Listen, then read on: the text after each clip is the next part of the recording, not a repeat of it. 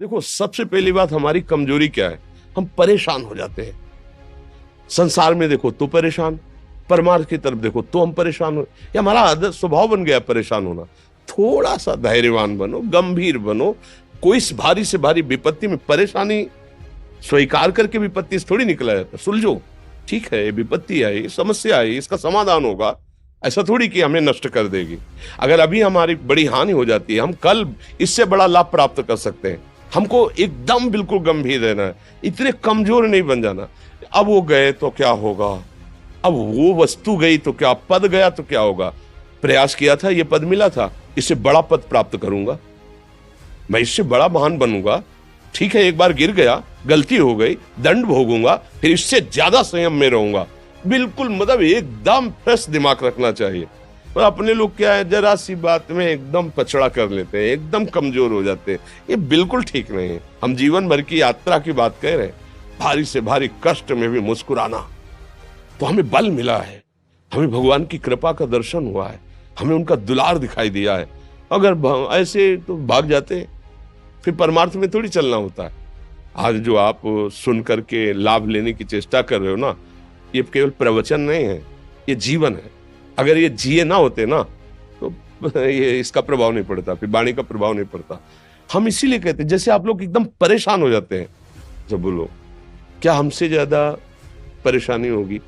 दोनों किडनी खराब, दवाई लाने के लिए पैसे नहीं, पानी रखा है हम उठ के पी नहीं सकते, भीषण शरीर में कष्ट, भीषण बुखार, क्योंकि किडनी फेल, जरा में बुखार, खाने को क्या, रोटी मांग के लाओ। अगर वहां सब्जी मिलती है तो लाल मिर्च ऐसी पड़ के मिलती थी कि वो पा नहीं सकते थे। आप सोचो, पानी लाना है तो मुझे लाना है, पीना है तो मुझे पीना है।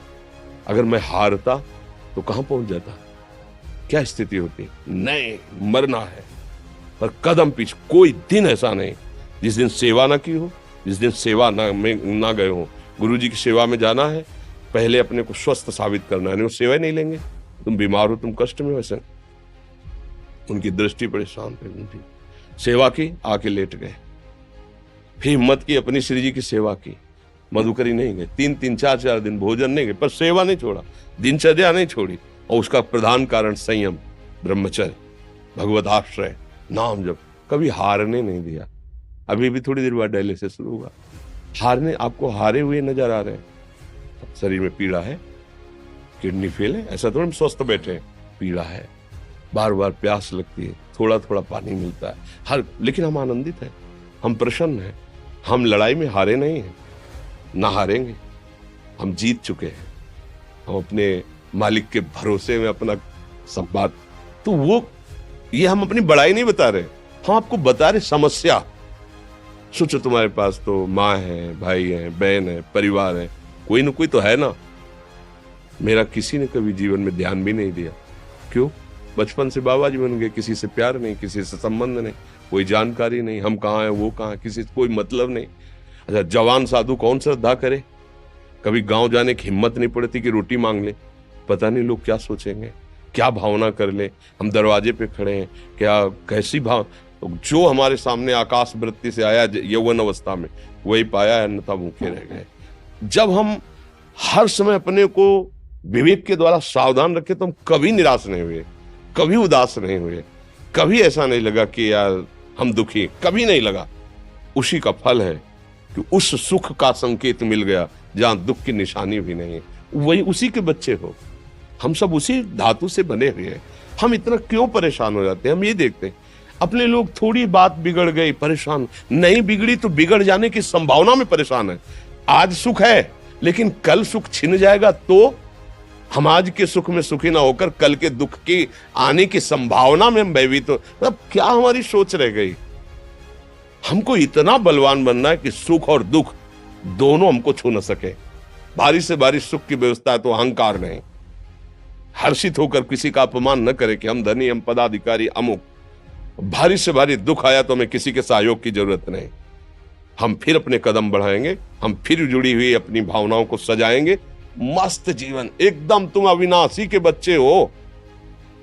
शेर का बच्चा भेड़ों के बीच में फंसकर म्यों म्यों बोल रहा है, बस अगर दहाड़ना सीख जाए तो कोई भी उसे परास्त नहीं कर सकता। ऐसे भगवद अंश, तू प्रपंच में फंसकर अपने को इतना दीन क्यों देख रहा है? तू ऐसा है कि भगवान के दिव्यास्त्र में भी ताकत नहीं तेरे को मार सके। तू अविनाशी का अविनाशी बच्चा है। विनाशी भोगों को, विनाशी शरीर को मैं मान के इतना भयभीत, इतना दुख ठीक नहीं।